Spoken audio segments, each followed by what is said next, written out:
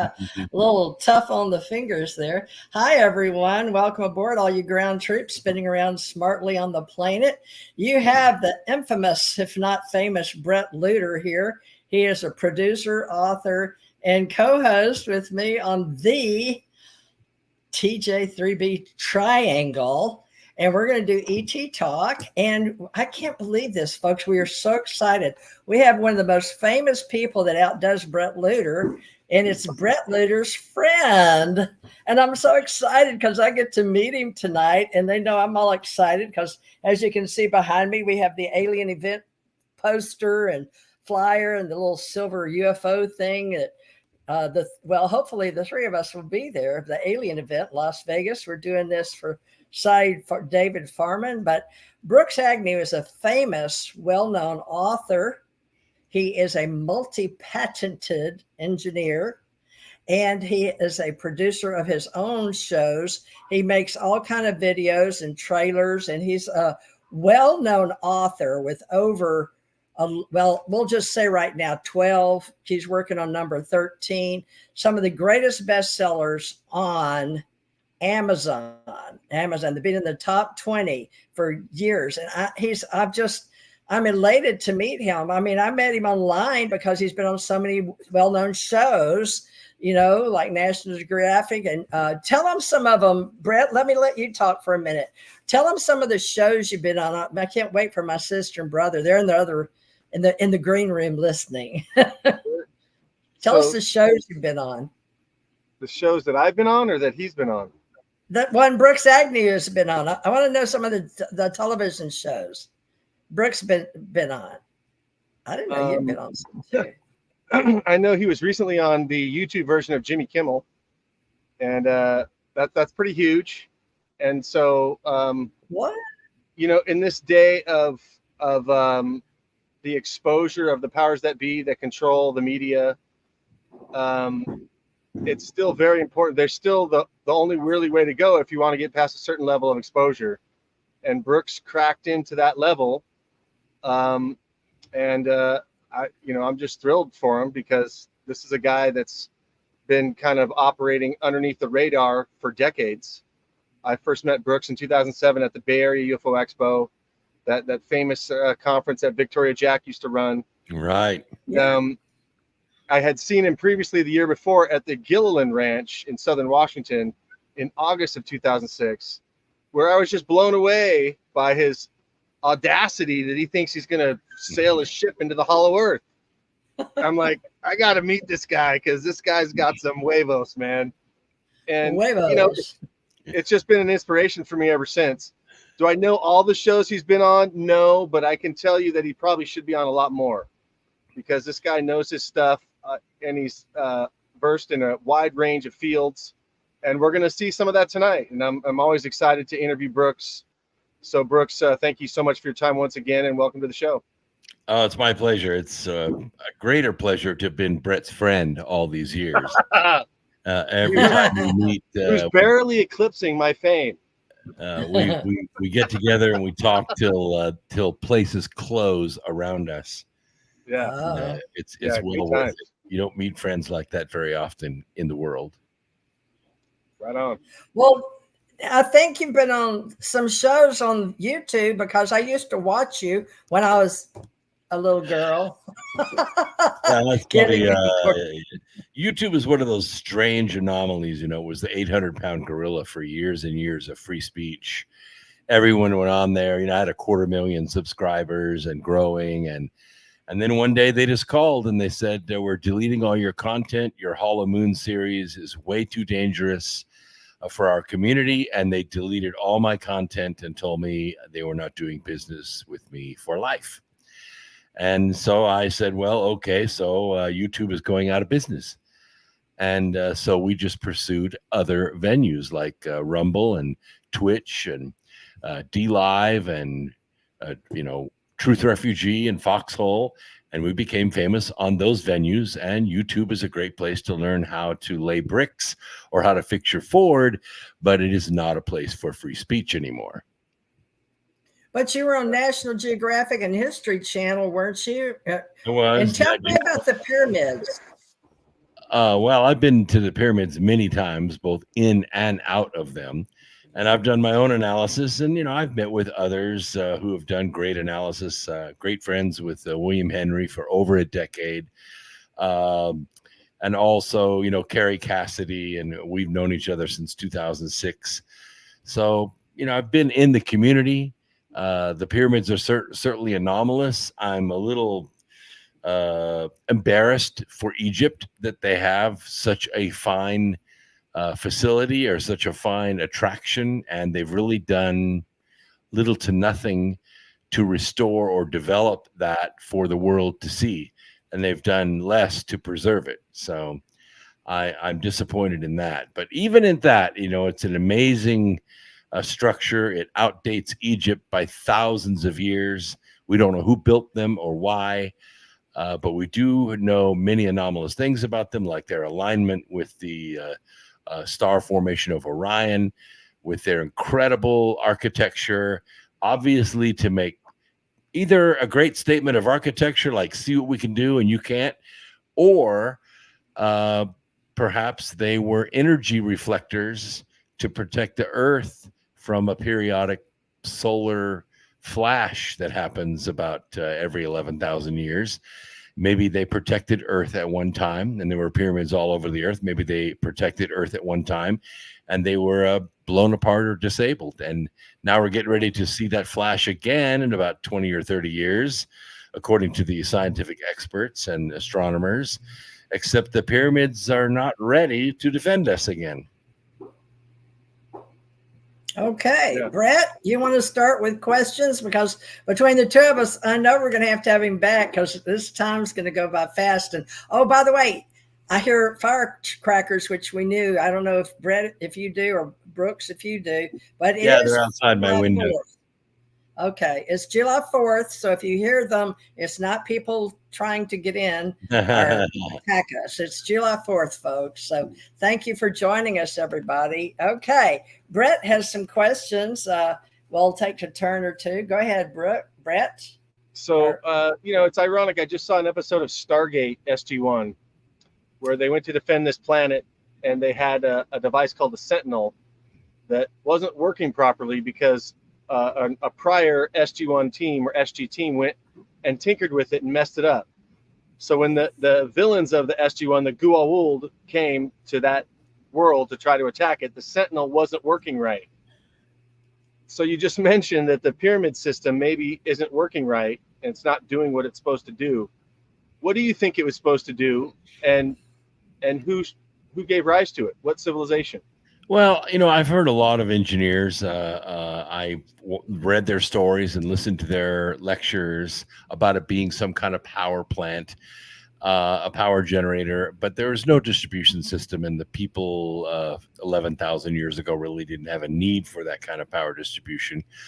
However, they were built in such a way in geographical epicenters, the Giza Plateau being the epicenter of all land mass on Earth, on the 33rd parallel, but they were capped with quartz crystals, and by the way, set on top of red granite and then encased in limestone on an enormous mica bed, which makes it a fantastic electrolytic setup for gathering energy and pulsing it back out, not from side to side, but straight up. So a lot like the movie Fifth Element, when the destroyer star came and the fifth element was inside, and they got the other elements all activated, and the fifth element launched this beam straight out the top of the pyramid. That's not that far-fetched. That if there was a solar pulse that happens every 11,000 years when the sun gets all loaded up with other particles and has this periodic hemorrhage, which we call a solar nova, not a supernova, but a solar nova. And all stars do this. It's kind of a Control-Alt-Delete for stars. They reboot. And when that happens, there's a great conflagration to the local solar system. In order to protect Earth, you would have to put pyramids all over the planet, because you have no idea what side of the Earth is going to be facing the sun when this pulse happens. If it happened to be the Giza side, that quartz crystal could gather that energy and reflect it right back up and create kind of a dome effect or an extra magnetosphere that could protect the Earth from that pulse. It would only last for a few hours, but it would be devastating if you didn't have that defense device. So it's not been activated in over 11,000 years. So it needs to be rebuilt and put back to its original function. Okay.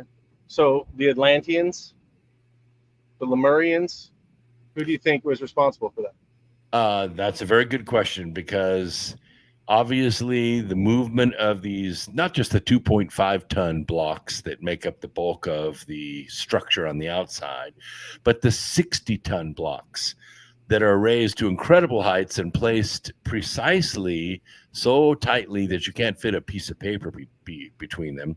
And it's kind of funny because one of the engineers that analyzed this, his name is, he'll come to me in just a second. We're both engineers and we build big projects. And one of the things that we rely on when we're building things is a unified measuring system. In other words, if I order a block of basalt that weighs 60 tons and it's made in a factory or mine 1,000 miles away, I need to tell them how long I need it and how flat I need it and how wide I need it. And then they need to ship it to me and I'll put it into place. But the Egyptians did not have a unified measuring system in those days. They didn't have a way to transport a block that heavy. Now they say, even though the blocks were mined 300 miles away in Aswan, the red granite ones, they floated them by river. Well, the Nile was not really navigable year round, and the time period in which these blocks were transported could not have been transported along that river. They would have had to have been towed by oxen or people or something like that, which meant you would have had to have barges going both ways, empty going back to Aswan, 300 miles away, and loaded coming from Aswan to Giza. But 1.44 million blocks, not possible. The Nile would be littered with these blocks because those barges would have capsized from time to time and dropped blocks into the bottom of the sea or bottom of the river. They're not there. So they didn't transport them by water. But let's forget about those blocks. How about the black granite ones that came from Sudan, 1,000 miles away, not on the river? How do you get those blocks from where they were mined 1,000 miles away to that location and then fit them precisely into the pyramid about 75 feet up in elevation? We don't even have cranes that can do that today, not in that location in the center of the pyramid. We could pick up 75 tons, of course. We just can't set it way out there on top of a pyramid. It's not possible. Yeah, I can tell you from doing tile work and stone countertop work, I can hold a piece of tile in my hand and have difficulty putting it in the right place at 2 ounces, let's just say. So to put a 60-ton block precisely how they're put is absolutely amazing to me. So six of them, PJ. 6 60-ton blocks side by side, so tightly you can't fit a piece of paper between them. It's not incredible. Possible. Not with our technology today. So that means that some highly developed civilization built the pyramids in Giza, arranged them the way they were arranged, gave them all the mathematical anomalies that we are so amazed by today. And they were sitting there, pristine white limestone capped with quartz, when Egyptus walked into the Nile River Valley. And they've been there for thousands of years.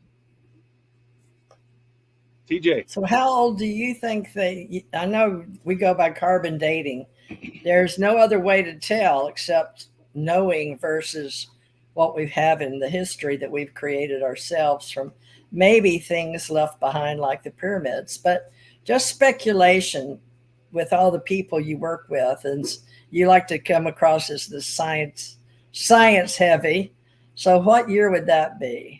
Well, Robert Balval, which is the engineer I was speaking of, and myself, we speculate based upon the geological record, not the carbon dating record, but the geological record of erosion and everything on the Sphinx and the surrounding complex there at Giza, that the pyramids are around 11,000 years old, well before Egypt was ever Egypt.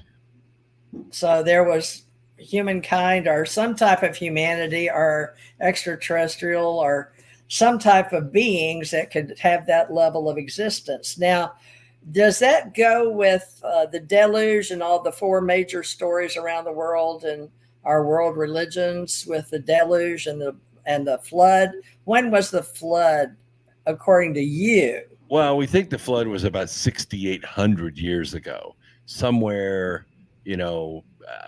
almost 7 millennia BC, or I'm sorry, 4 millennia BC. The issue is, and the universal flood is a story all over the world.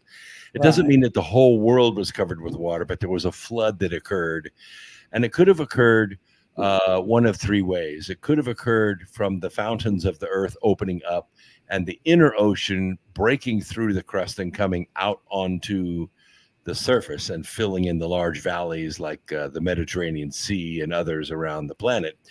It could also have been a large ice asteroid that would have come in close to Earth.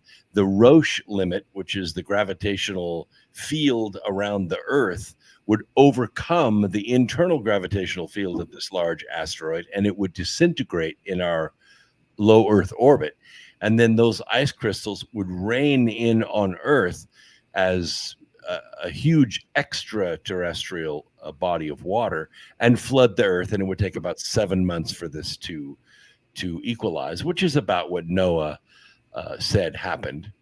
And it also would have condensed the highly let's call it humid atmosphere of the earth, because before Noah's day it had never rained. No one had ever seen the stars before, which means the earth was in somewhat of a quasi temperature equilibrium, which means the earth was straight up 90 degrees compared to the sun. There were no seasons. There was no spring and winter the way we have it now. But a large gravitational body coming in close to Earth would have tilted the Earth about 23.5 degrees on its axis, which is where we are now, in this collision of this giant water asteroid or water planet that collided with Earth. Well, Bret, any other questions right now? Well, just along those lines is a great book by Dr. Larry Brian Radka called 666. And it's about, not about the devil, but it's about what that number supposedly really means, according to him in numerology. But it's about the tail of a comet that was Venus. And as that tail swept across the earth, that supposedly, the ice and the water that's in the tail of the comet is accountable by this theory for the flood. It's a fascinating book. And he talks about NASA hiding dome cities on Venus, that we know about those, which would lead to, Valthor and Omnic and this whole Venusian saga as a part of ufology. But you mentioned it earlier, and I knew at some point we were gonna dive down this hole again, no pun intended.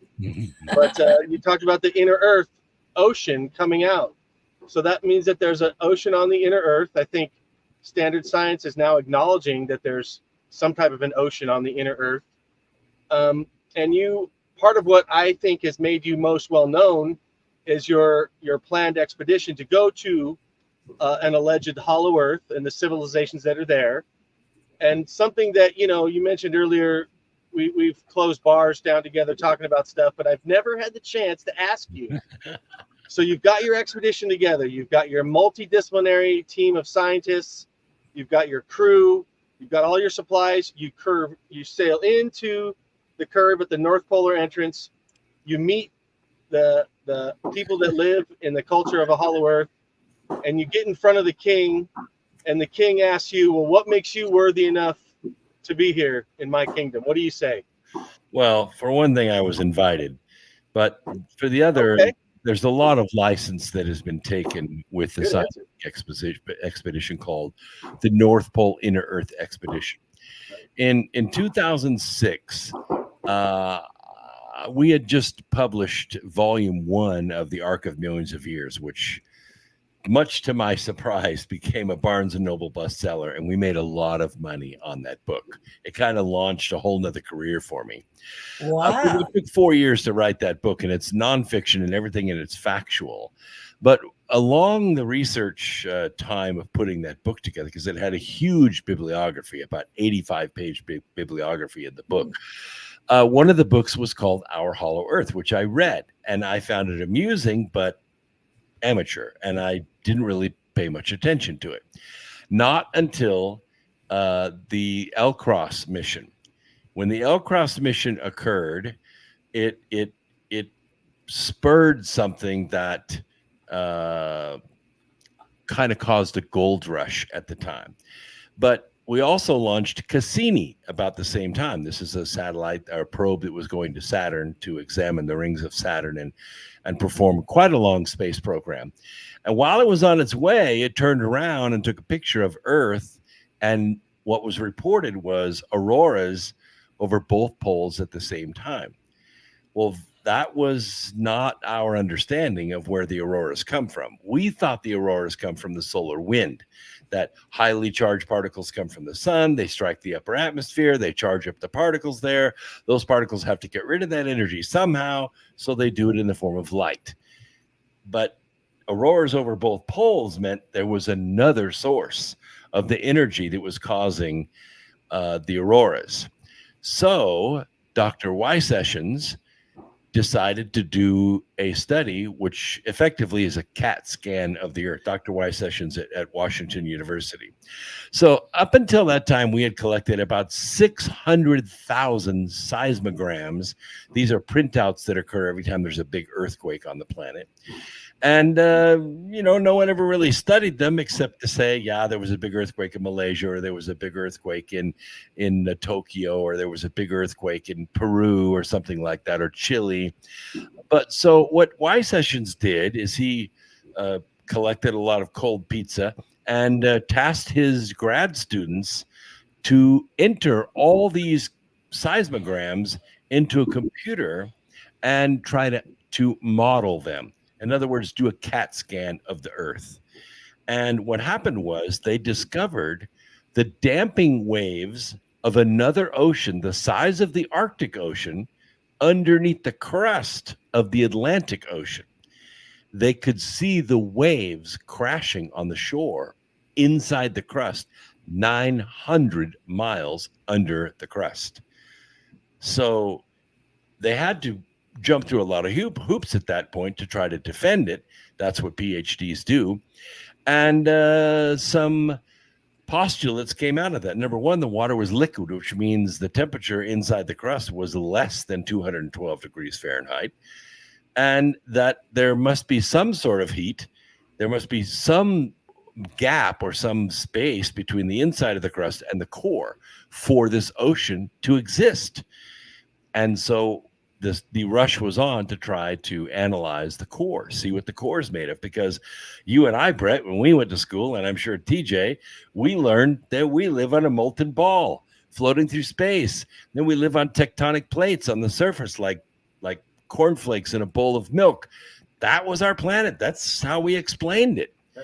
Open into geology textbook or planetary core geology, and that's what they explain. But this countered that model.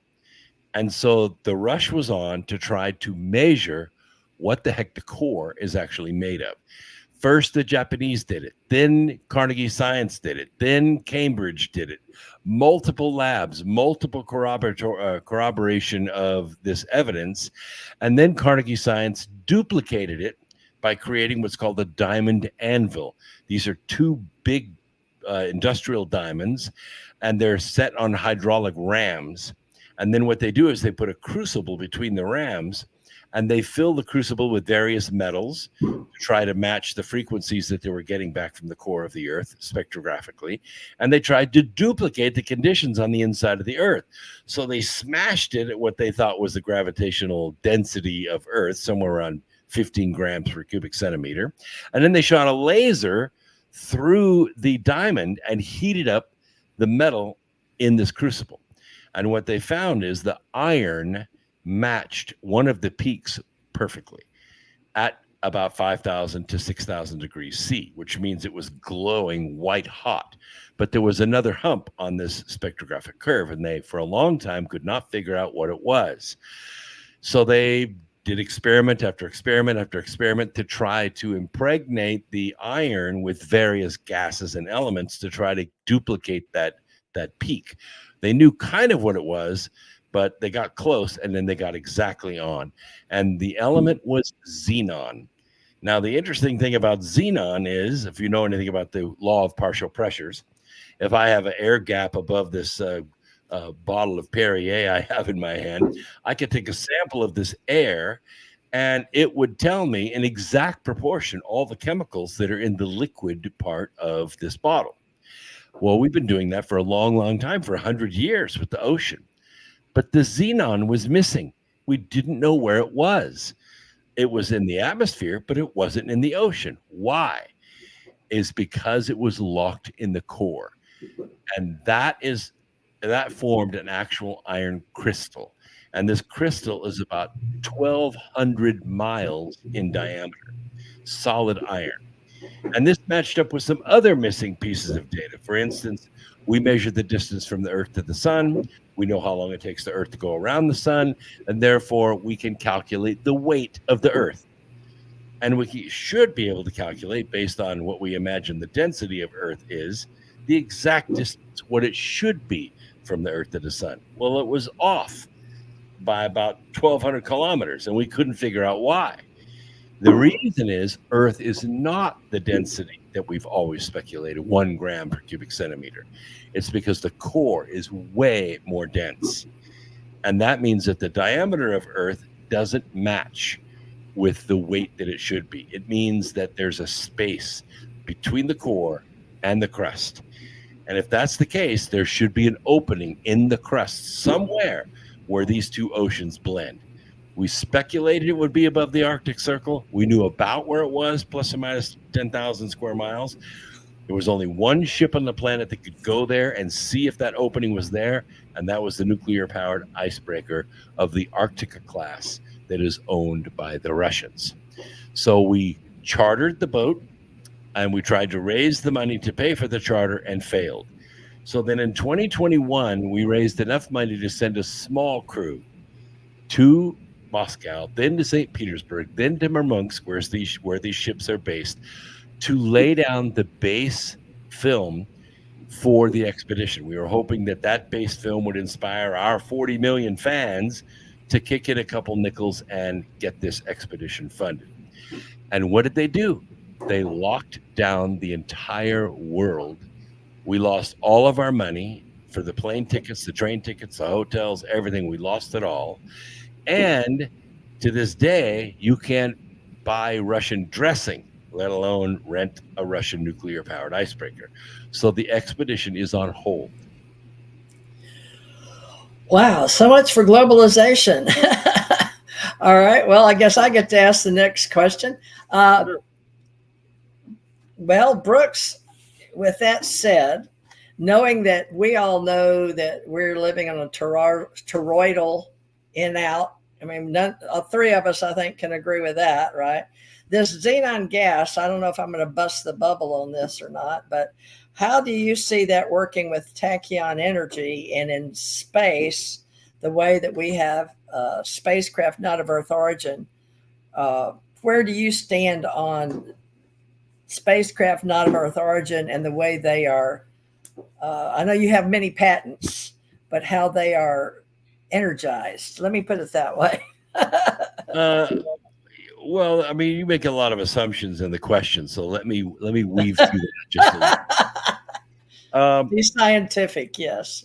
One of the things that science is based on are facts, yes. And personal observations are facts. Okay. Of course, we like to see.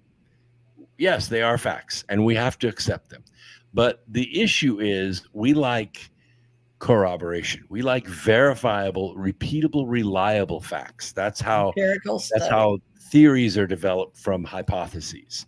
Okay. So we accept that UFOs are real. There's just too much evidence out there. I've got photographs of them.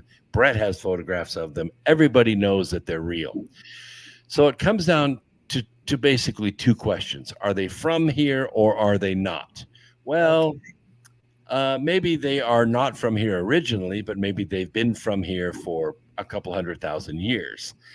And maybe it's an ultra-terrestrial race, that is to say, a race that had its zenith and that zenith ended, and for some reason they have not been able to assimilate into human modern human life, and so they stay aloof and observe only mode. The next question we have to ask is, are they working with our governments, or are our governments working with them? Because one of the realizations that we have, one of the global facts that we have, is that these UFOs are not landing and working with the people. I've never seen them at a conference. I don't know anybody that conversations with them or selfies with them.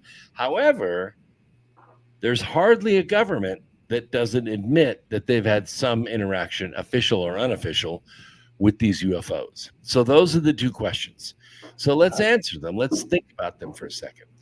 If our governments are working with these UFOs, and let's just assume they're operated by higher level beings, on off-world or on-world, doesn't really matter at this point. They're working with these higher level beings. What are they trading to them for access to this higher technology? What are they trading? What are they trading to them? What are they trading to the drivers of the UFOs for access to this technology?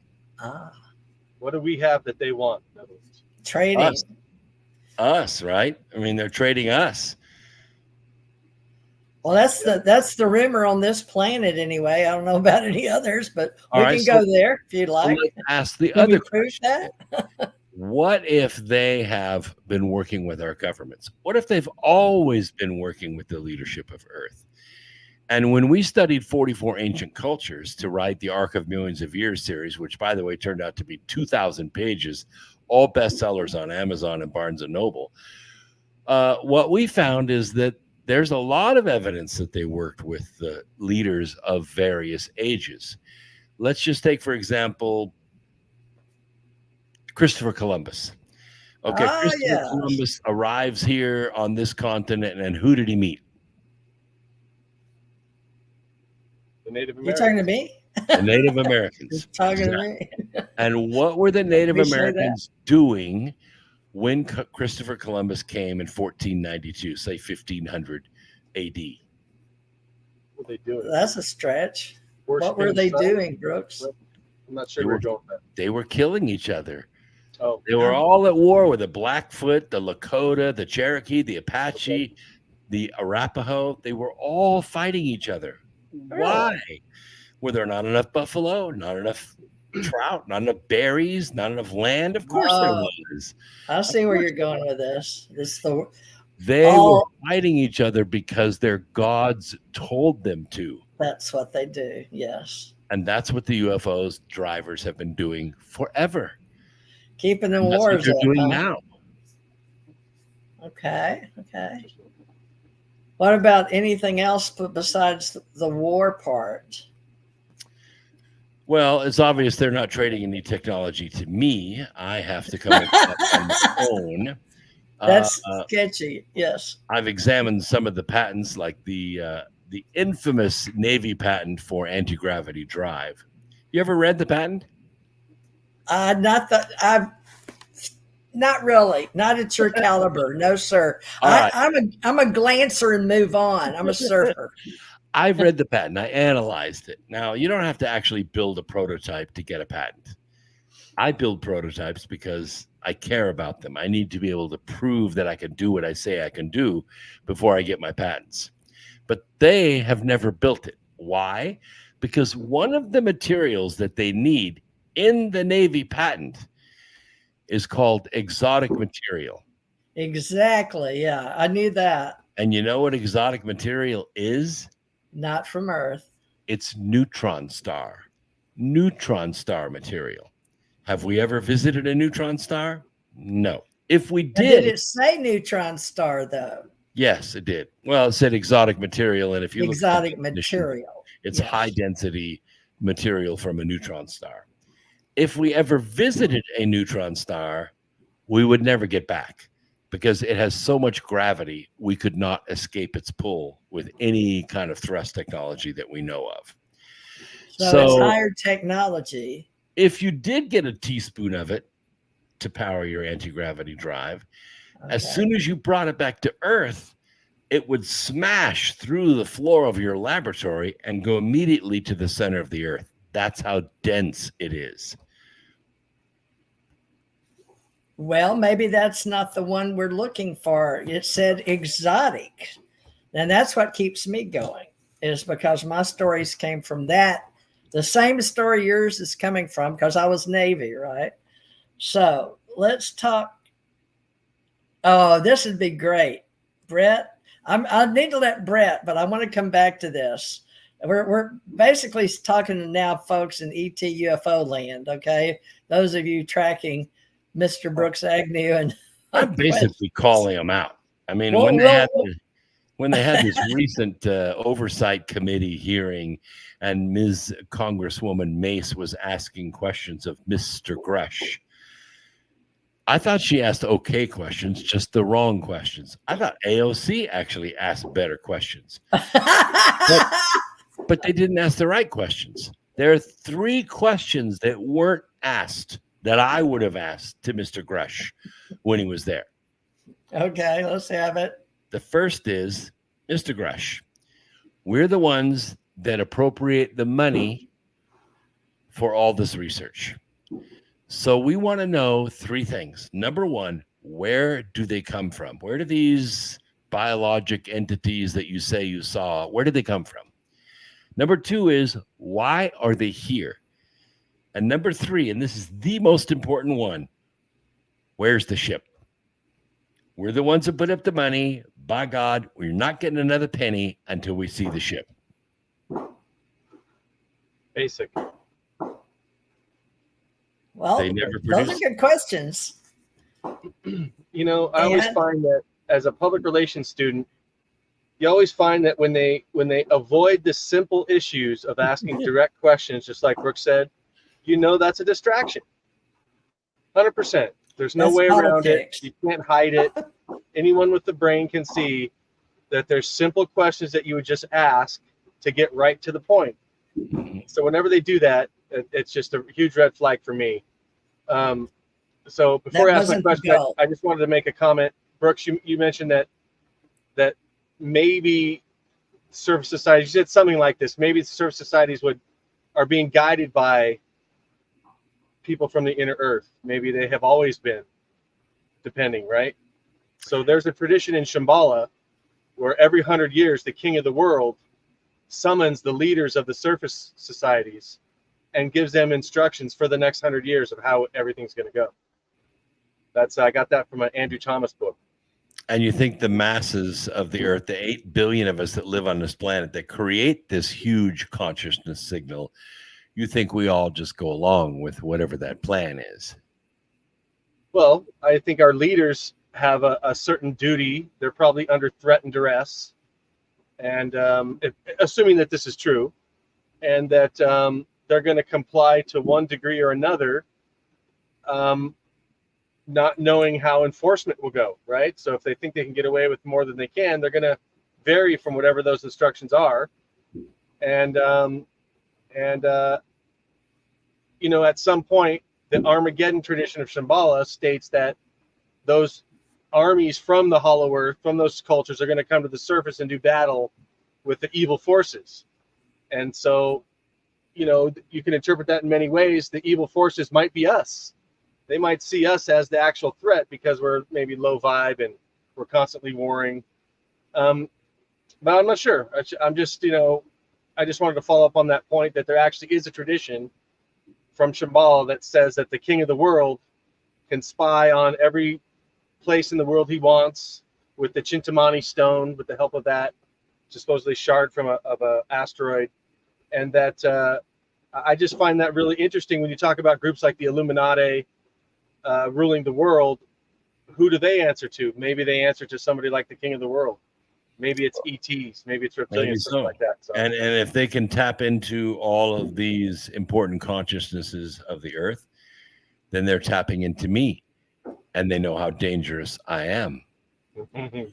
Each spirit using the bodies, right? So most people that have studied world religions, regardless of how the philosophical side of them we know we're here, whether they know why they're here or not. So every one of us knows we're here. So we exist. But the question is free will and choice really something?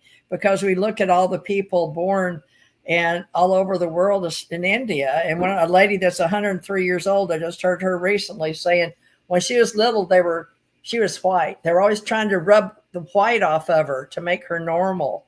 So we go with what is normal, because, these people all over the world, we're different for whatever reasons. It looks like an experiment of various cultures to me.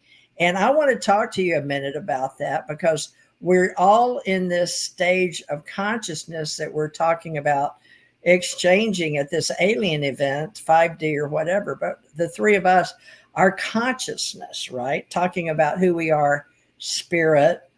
If our spirit goes back to our soul is us, and we go back to spirit. Or if there's past lives and we're reincarnating and coming over and over again, like many people say, get off the wheel of life, because this is the game of life. So having studied all that, where are you when we come to this alien event on how we're going to speak about those of us that feel like we're spiritual, but we believe immortals, and we've died already and came back and died and came back in this reality?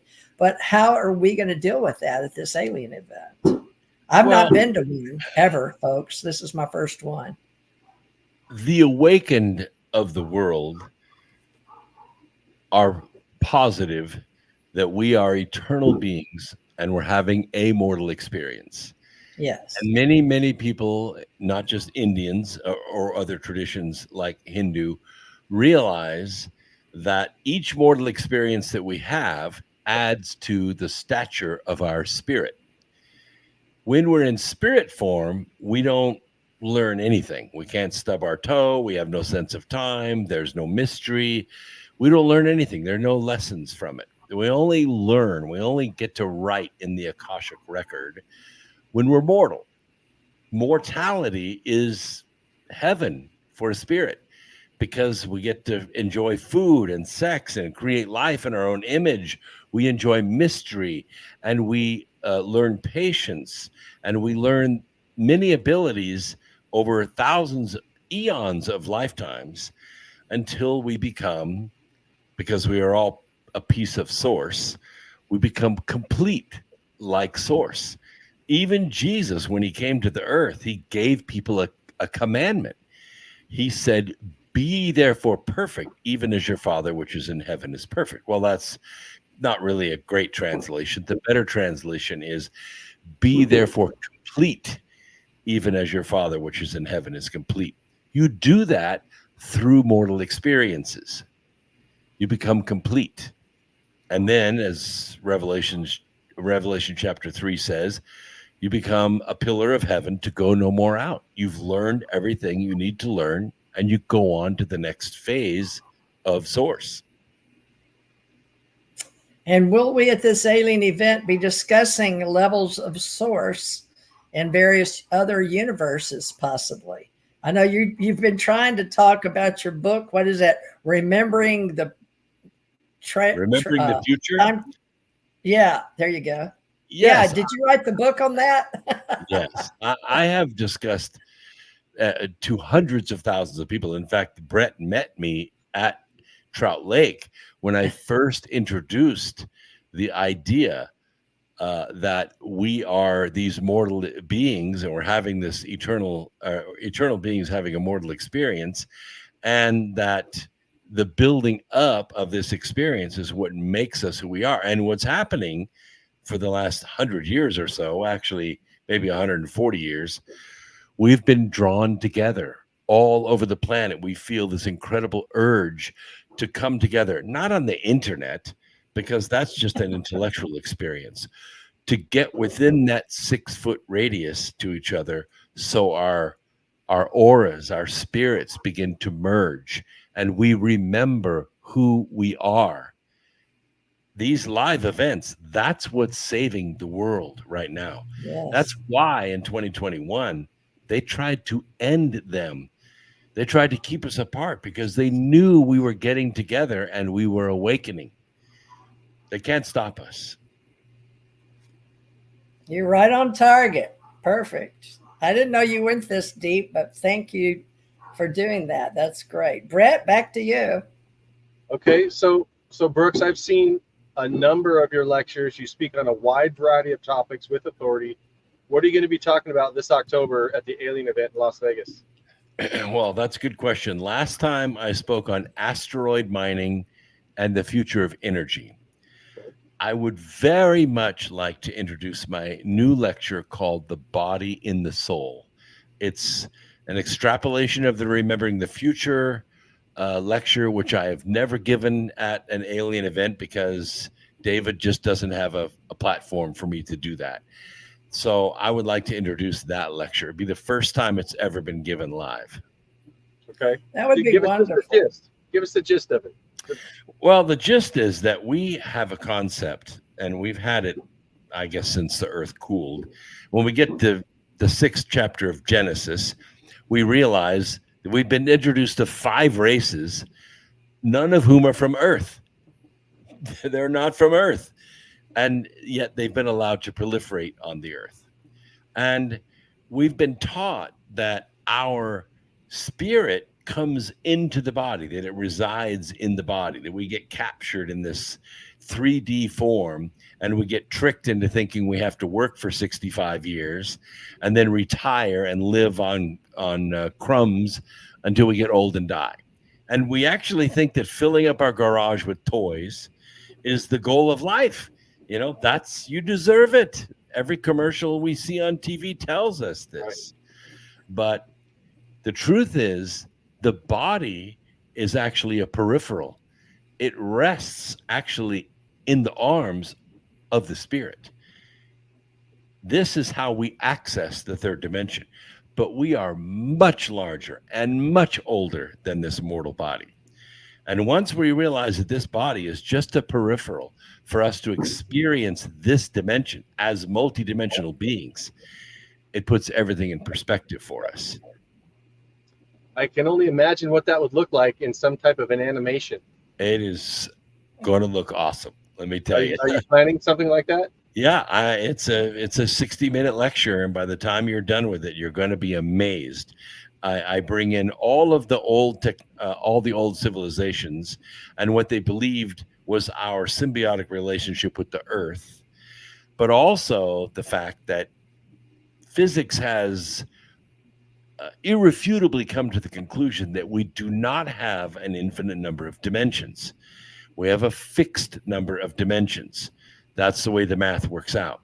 What we do realize, though, is that there are an infinite number of universes and that we are communicating between universes. Even Stephen Hawking, and I didn't argue with him, but we exchanged communications during the last years of his life when he talked about particles getting close to the event horizon of a black hole, cloning themselves, and the clone would then, or the original, would drop into the black hole and disappear and go to another universe.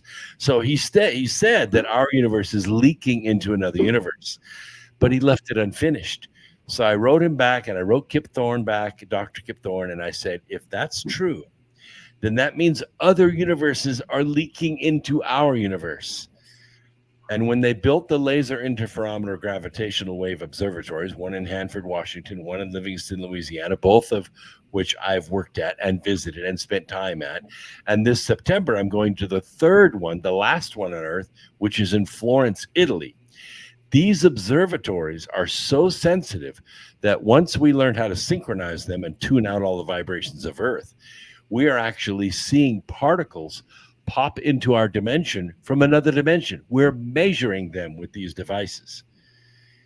So my original paper to Stephen Hawking about 20 years ago and my conversations with Sir Roger Penrose have vindicated me. Other universes are leaking into our universe.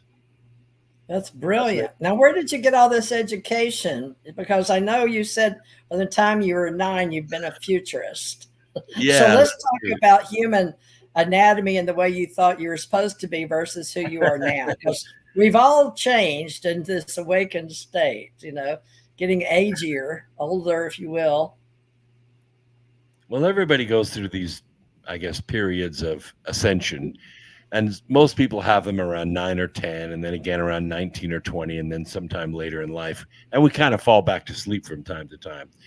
But mine occurred at age 9 in the mountains of the Sierra Nevadas when I was camping with my grandparents and my mother. I had a lost time experience all day, like 8 hours disappeared, and it got me in a lot of trouble. But I couldn't explain it, and I've tried to go back there a gazillion times, and the only thing that I remember seeing is looking up and seeing I was like in the middle of a 1,000-story mall. I was on the ground floor, and I was looking up, and I could see 1,000 balconies above me, and people were leaning over the balconies looking down at the people on the ground floor, which is where I was. And I had a guide. And the guide was not human. The guide was insectoid. I don't know how to explain it any other way. And I asked him, "What is your name?" And he held his hands up like this. That was his name. And that's all I remember. Except that when I went back to school in the fall, we're now starting the 4th grade, right? I knew everything. Everything they tried to teach me, I was blurting out the answers before the teacher even finished the question. It was so bad, my parents pulled me out of public school.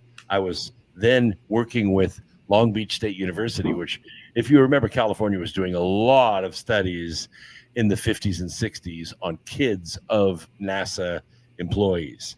I was one of them.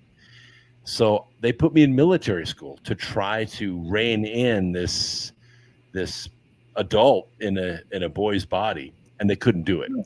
I finally begged them. In the 7th grade, I was allowed to go back to public school, and in the 8th grade, I won a math award in the state of California. When the newspaper came to interview me, this was 1968 now, she asked me, "What do you want to be when you grow up?" I said, "I want to be an asteroid miner." We hadn't even gone to the moon yet, and I already had all this figured out. So it was a curse because I couldn't be a kid. I was something else. Now I'm old, so people accept me the way I am. But I spent 6.5 years in college, and I paid my own student debt back. Since that time, and my proctor, when I got my undergraduate degree in nuclear chemistry, John Harwood said, "Now, Brooks, if you'll read 4 books in your field every year, every 4 years, it's like adding another degree to your college degree." Well, I took the challenge, except I didn't read 4 books a year. I read 40 books a year for decades. And what happened was I just outstripped everybody. So I sit here as an anomaly. As Bret says, I fly under the radar. Well, apparently you've been very successful in this reality. Bret, we've only got 5 minutes. Do you guys want to come back another hour later on? I know Brooks already does his own show and has his following, but I would love to ask you so many questions that before October when we meet in person. And I would like to hear some of the things you'd like to know about Bret and me as well, but we really don't have time tonight. So this is all about getting to know Brooks Agnew and all of our people in our authors club and the people that follow us in social media, and just getting to know you, Brooks, because, I told you, I've always been a fan of yours. I could never figure out the kindred spirit, but I think I know now, because if Bret's listening, he's heard my story very similar to yours. So we will get together in Vegas in October. And if you're out there listening on Facebook or wherever you're listening to this program right now, you need to be there. Do whatever it takes to get there, because this is going to be one amazing conference. If you're awake and aware and you want to do some self-awareness, consciousness sharing, Saeed's even told me that he would like me to maybe run like a group or something while I'm there? And I said, sure. I'm going to be there 4 days. But I was asked to speak a couple of days, subjects that deal with extraterrestrial UFOs, because that's all I've ever studied, ufology, pretty much, metaphysics and ufology. So Brooks Agnew has been along that way. And Bret Lueder has always been a journalist as long as I've known him. That was his degree. And he's writing a book. Okay, let's do that. We got a few minutes. Books, everybody, because we're all authors, consultants, and orators, meaning we speak. Bret, would you go first? Tell us about your book. Brooks mentioned about ascension, or he mentioned the word ascension. Yeah. Well, just to before I do that, the idea of reading so many books a year, that's, I mean, I'm nowhere in the category of Brooks, but I tried to read 10 to 12 books a year. That's good. And it actually, looking around, my regular soccer buddies don't really get some of the things I'm talking about. And I'm just like, you guys just got to read. And they're like, well, I read Surfer magazine, and it's like, well, okay, that's reading, but you're not reading about, UFO cases or alternate physics or just the whole spirituality, ancient history, all this stuff. I was just soaked it up like a sponge. So really, I'm in agreement with Brooks that if you really want to get ahead in this society, it's reading books and just absorb it like a sponge. Yeah, and readers are readers. You don't even know where you're going to end up, but you're going to end up, and then you're all of a sudden going to realize I'm at a certain level. How the heck did I get here? It's an amazing feeling. And if you need inspiration, come to the live events. Get energized by other souls. Hang around and go to some of the panels and hang out with us by the pool after the conferences each night. And I can't say enough about Saeed. Everybody's trying to put together these live events. Some of the big institutions have tried to put on their own programs, and they've dominated everything. They've sucked so much money out of the community, and they leave them empty. But Saeed hangs in there. Every year he does 2 conferences. Every year the world's best speakers come to these events. What we need is the people to come to the events and receive the energy, get the inspiration, and then do what Bret has done. Yeah. Okay. So, I'm getting close to finishing a book called Agents of Ascension, UFO PR. It's a first book in the three-part series. And it's basically just about how public relations has controlled the UFO narrative from the beginning. And really, the UFO subject is really a portal to many other subjects like politics, ancient history, secret societies, technology. So really, and I've had multiple inspirations for this, but when I saw Brooks in 2006 at the Gilliland Ranch, I was literally blown away. Right, I was a hotshot soccer player at the time, playing high level soccer. And so I knew what bravado was. And so I'm watching this guy talking about sailing a ship into the Hollow Earth. I'm like, dang, man, that guy's got some, you know what? So that really, like, I knew of the Hollow Earth before that, but it really lit my candle to go study the Hollow Earth even more. And not knowing where I was going to go, but just sheerly reading all the books that I could get my hands on, going back into history of the Hollow Earth, of people that theorized about it, I wound up with a unique theory. And so I think if I can do that, anyone can do that. So I've got Brooks at least partially to thank for that. And don't sell yourself short, Bret. You're one of the most naturally intelligent people I've ever met. Wow, thank you. Naturally, that's too bad you're not cuter, Brooks. I'm pretty cute. I'm just kidding. A little more feminine, I guess I should have said. But so, Brooks, what's your next book? My next book is called Glance of Angels, and it is a sequel to my book called Charm of Favor. Oh, great. Charm of Favor is a true crime book about a war, which you find very interesting, between the deep state and patriots. It's a war that's going on right now. Charm of Favor is very prophetic. Things that are in that book are happening right now as we speak. And Glance of Angels goes to the next level. Glance of Angels. Is that like the Watchers from another level or no? There are Watchers, absolutely, in both books. Angels Unaware. That's in the Bible, folks. Read it. There's so many things out there, myths, legends, books, that so much to do on this planet that there's just not enough time Well, to if you do don't it think all they're yet. real, watch the world leaders that go down to the Antarctic and do more than just visit penguins. Oh, well, The king of the world has invited them down there every 100 years, man. So that's my take on that. My books. Okay, how do we get a hold of you, Brooks? Yes. Oh, the easiest way is to go to my website, brooksagnew.com. I try to link everything through there, my podcast, my books, my philosophy, health and aging products that I use. I figure if it can keep me young, it can keep you young. So that's the best way. And I have a great contact form. It's almost anti-spam, spam proof.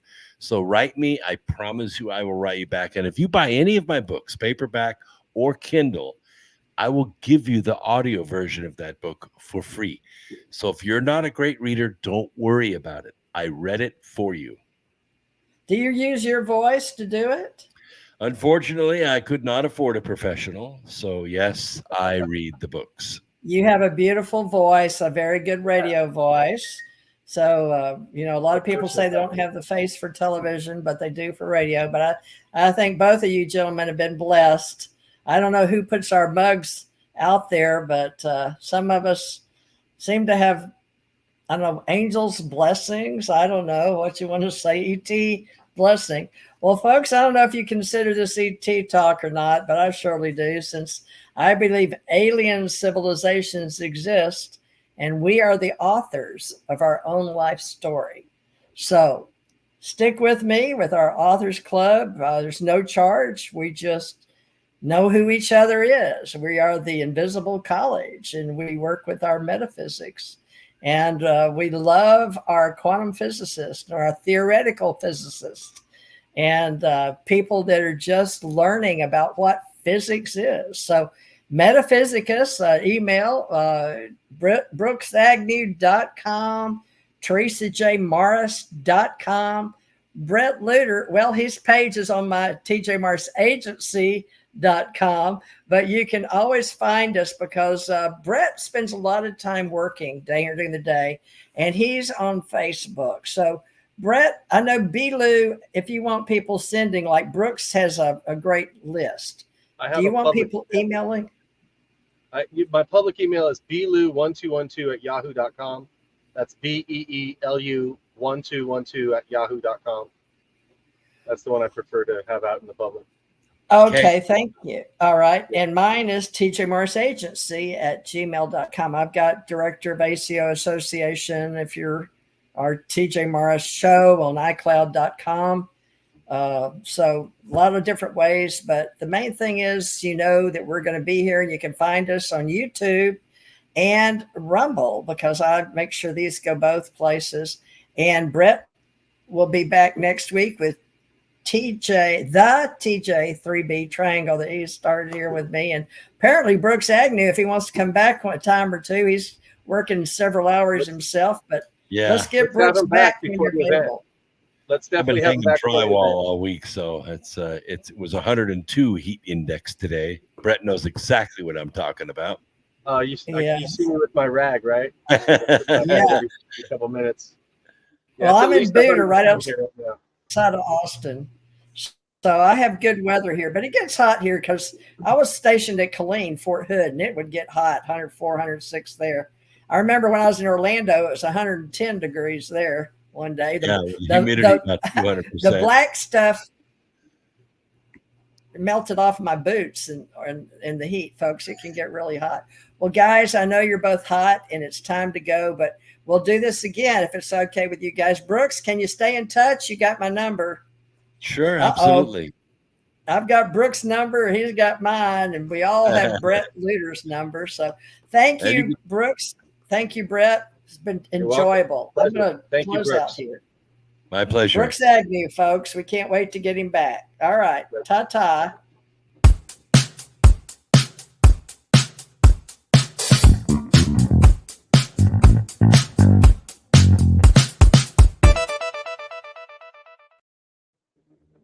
Who does that? Uh, Okay, okay. you gotta shut it off.